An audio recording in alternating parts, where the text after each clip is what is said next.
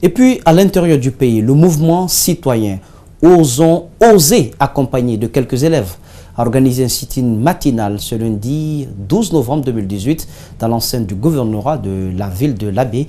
L'objectif de cette mobilisation était d'interpeller la première autorité face à la fermeture prolongée des salles de classe. Notre correspondant régional, Salih Bilalisso, était de la partie.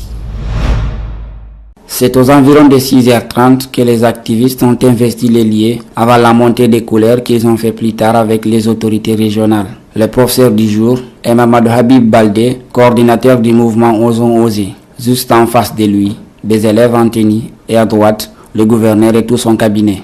Aller à l'école est un droit pour les garçons et pour les filles. Et pour les filles. Que pensez-vous de la revendication des enseignants en tant qu'anciens de la corporation? Deuxième question, quelles sont les conséquences de la fermeture des classes pour les élèves? Troisième question, quelle solution pour une sortie de crise? Après avoir écouté les activistes qui accompagnent les élèves dans leur lutte, le gouverneur a promis sans délai d'être leur émissaire auprès du gouvernement.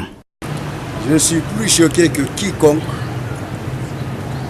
de voir que les enfants n'étudient pas.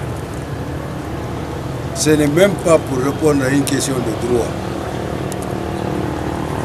Nous avons étudié.